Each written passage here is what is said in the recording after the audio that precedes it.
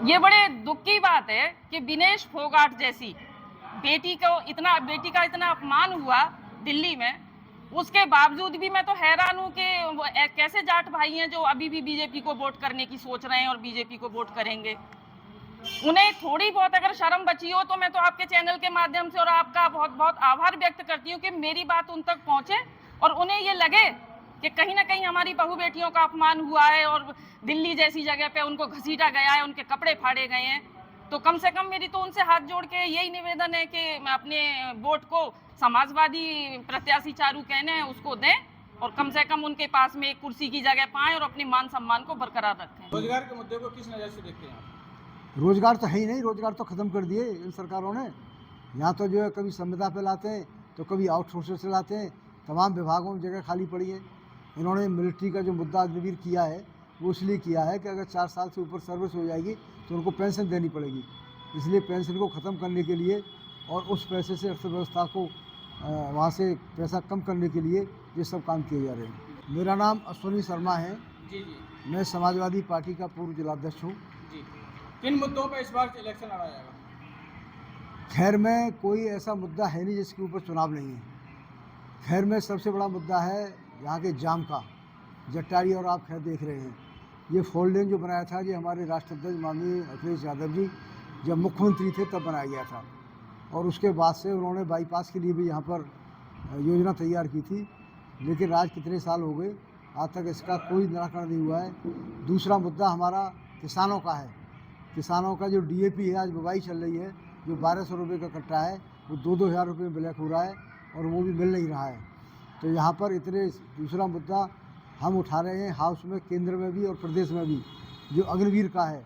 यहाँ खैर क्षेत्र में तमाम जो बच्चे थे सुबह दौड़ लगाते थे, तैयारी करते थे मिलिट्री की, आज आपको एक भी बच्चा दौड़ लगाता नहीं मिलेगा। इन्होंने नौकरियाँ बिल्कुल ख़त्म कर दी। अग्निवीर योजना से जाने का लोगों का उत्साह खत्म हो गया, नौजवानों का। तो यहाँ पर तो मुद्दे ही मुद्दे हैं। यहाँ पर हमेशा बीजेपी का सांसद, बीजेपी का विधायक, मंत्री सब कुछ रहते हुए भी आज खैर में कोई एक बड़ा चिकित्सालय नहीं बना, एक कोई सरकारी कॉलेज नहीं बना। तो कितने मुद्दे हैं यहाँ। महंगाई पे क्या कहना चाहिए? महंगाई तो चरम सीमा पे है, उसमें तो कहने की कोई बात ही नहीं है।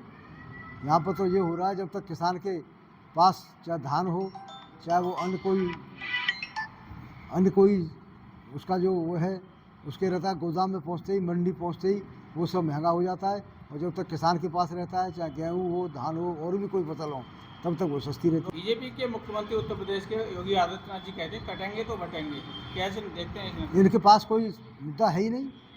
इनके सिवाय समाज में विष घोलने के अलावा कोई ऐसा मुद्दा नहीं है। कभी देखा कि किसानों की डीएपी की समस्या के ऊपर बोल रहे हो, कभी महंगाई के ऊपर बोल रहे हो, कभी जो बेरोजगारी के ऊपर बोल रहे हो। बस इस तरह के मुद्दे निकाल, कटेंगे तो बटेंगे। राहुल गांधी जी कहते हैं कि ये उद्योगपतियों की सरकार है, अडानी अंबानी की, क्या कहना है आपका? वो तो जाहिर सी बात है। चौधरी चरण सिंह कहा करते थे हमेशा किसानों से कि ये जो बीजेपी वाले हैं, ये बीजेपी वाले लोग उद्योगपतियों की वो है पार्टी है। हमेशा चौधरी साहब ने यही कहा और आज उनके पुत्र और उद्योगपतियों की पार्टी में वो बिल्कुल विपरीत चल रहे हैं। आज खैर में आए भी हैं, उन्होंने मीटिंग की है, तो वो तो अपने बाबा की जो नीतियाँ थी, उनके जो सिद्धांत से उससे भटक गए हैं एकदम। भारतीय जनता पार्टी के लोग कहते हैं कि समाजवादी पार्टी की जब सरकार थी तो बहुत गुंडागर्दी थी, बहन बेटियां सुरक्षित नहीं थी, क्या कहेंगे? आज के आप रिकॉर्ड निकाल लो, उस समय का रिकॉर्ड निकाल लो आप। आज की तारीख में इतने फर्जी एनकाउंटर किए जा रहे हैं।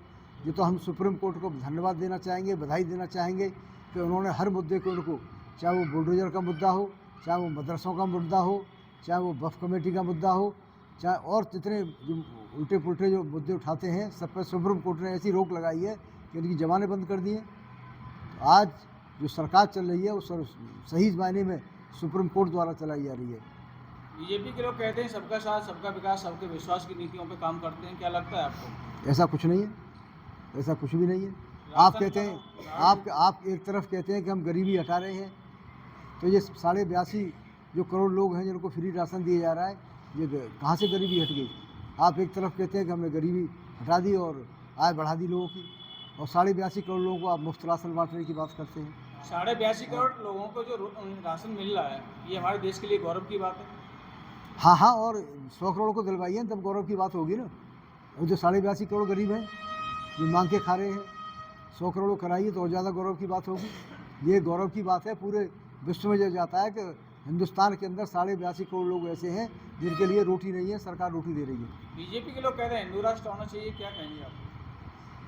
हिंदू राष्ट्र का इनका नारा कहाँ हो जाएगा, कहाँ सफल होगा इनका हिंदू राष्ट्र का नारा? ये हमारा देश लोकतंत्र देश है। इन्होंने जो कहा था कि 400 पार, अब की बार 400 पार, जिस संविधान को बदलना चाहते थे और उल्टे पुल्टे ऐसे ही काम करना चाहते थे, लेकिन जनता यहाँ की बहुत समझदार है, बहुत सेकुलर लोग हों, चाहे हिंदू हों चाहे मुसलमान हों, वो इस तरह के इनके नारों से प्रभावित नहीं हुए और उसका आपने परिणाम देख लिया। तो जो 400 पार कहते थे या 240 पर रुके। देश के प्रधानमंत्री जी ने कहा था कि 2 करोड़ रोजगार देंगे, 15 लाख खाते में आएंगे, क्या लग रहा है आपको? अब आपने, हम क्या कहेंगे उसमें, तो अमित शाह बोलेंगे जो जुमला था, चुनावी जुमला था, तो झूठ इनके रग में बसा हुआ, झूठ बोलते हैं, मदारी है, तो आप देख सकते हैं ट्रेन में नहीं चल पा रहा है। अभी कल परसों त्यौहार गया है दीपावली का, शौचालय में बैठ के लोग गए, हवाई जहाज तो छोड़ दीजिए आप। लगातार संस्थाओं को प्राइवेट किया जा रहा है, क्या कहेंगे? यही तो वो हो रहा है कि सब उद्योगपतियों की सरकार है, ये सब संस्थाओं को घर बेच रहे हैं, पूरा देश बेच दिया उन्होंने। भाई कौन सा विभाग नहीं बेच दिया? रेलवे स्टेशन बेच दिए, हवाई अड्डे बेच दिए, तमाम संस्थाएं उन्होंने बेच दी, सबका निजीकरण कर रहे हैं। सब मुश्किल से पूरे हिंदुस्तान में 100 उद्योगपति हैं जिनके पास पूरा सरकार का पैसा है, या जो पूरे सरकारी संस्थान हैं वो केवल 4-5 उद्योगपति ऐसे हैं जिनको सरकारी संस्थान सब बेच दिए गए और बेच रहे हैं। ये चारुकेन को यहाँ पे प्रत्याशी समाजवादी पार्टी से बनाया गया है, क्या कहेंगे उनके बारे में? चारुकेन एक बहुत ही शिक्षित और बहुत ही अच्छे परिवार से है और वो राजनीति भी समझती हैं और शिक्षा का महत्व भी समझती हैं। अगर चारुकेन यहाँ से विधायक जाके जनता बना के भेजती है, और मुझे पूरी उम्मीद है कि वो जीत रही हैं, तो निश्चित रूप से यहाँ पर वो हाउस में, चाहे वो स्वास्थ्य की समस्या हो, शिक्षा की समस्या हो, बेरोजगारी की समस्या हो, सब समस्याओं को हाउस में उठाएंगे। मनोज चौधरी, प्रदेश कार्यकारिणी सदस्य हूँ समाजवादी पार्टी उत्तर प्रदेश का। क्या कहना चाहेंगे समाजवादी पार्टी से चारुकेन को यहाँ प्रत्याशी बनाया गया है, किस रूप में देखते हैं आप? चारुकेन चारों तरफ साइकिल ही साइकिल का हल्ला है। चारुकेन बहुत भारी मतों से जीतने जा रही हैं। कोई हमसे टक्कर है, हमारी किसी से नहीं है। चारुकेन चारों तरफ, गांव-गांव, पगडंडी, खेत खलियान, चारों तरफ से शहर कस्बा आवाज़ आ रही है कि साइकिल चल रही है, सिर्फ साइकिल। किन मुद्दों पर इलेक्शन लड़ा जाएगा यहाँ पर? मुद्दे ही सड़क नहीं है, स्वास्थ्य नहीं है, बिजली नहीं है, पानी नहीं है, रोजगार नहीं है, क्या है? जाम ही जाम है। किसान खाद मांगे लाठी है। मिस कॉल पे ये मेंबर बना रहे हैं, मिस कॉल पे डीएपी दे देना, मिस कॉल पे स्वास्थ्य दे देना, मिस कॉल पे पानी दे दे। मैं पंडित रेखा शर्मा कांग्रेस से पीसीसी मेंबर हूँ और अपने गठबंधन प्रत्याशी को चारुकेन जी को बड़ी कर्मठशील है, बड़ी शिक्षित है, ईमानदार है, जिनको हम जिता के उनको हर हाल में जिताना है और वो बहुत बहुमत से जीतेंगी। क्या मुद्दे रहने वाले हैं? मुद्दे हैं। आज तक न तो शिक्षा पे जोर दिया जा रहा है और किसानों की तो कोई सुनी नहीं जा रही है। नौजवान भी रोजगार छीन ही लिया है। खाली राशन दे दे के बहकाया जा रहा है कि सब लोग गरीब हो जाएंगे तो फिर राशन ही ले लेके खाएंगे। ये मुद्दे ही हैं, सारे मुद्दे हैं। जी, मेरा नाम मीना सिरोही है। मैं जिला बुलंदशहर से खैर में मेरी ड्यूटी लगी हुई है। समाजवादी पार्टी से मैं जिला महामंत्री हूँ और अपने प्रत्याशी चारुकेन को घर घर जाकर वोट मांगने का काम किया है और भारी बहुमत से उन्हें जिताने का भी काम करेंगे। जाटलैंड बाहुल क्षेत्र है, यहाँ पर जाट लोगों को अपने खेमे में लाने का क्या प्रयास है? प्रयास तो हमारे यही है कि अगर जाट वोट देते हैं, जिता के भेजते हैं भारी बहुमत से, तो ज़्यादातर हमारा जो है, हम जमीन से जुड़े हुए लोग हैं, अन्नदाता हैं, तो किसानों के हित में ही काम होगा और यहाँ के जो अपने निजी मुद्दे हैं खैर के, वो भी सब करने के लिए चारुकेन जी वादा कर चुकी हैं और वो सभी पूरे किए जाएंगे।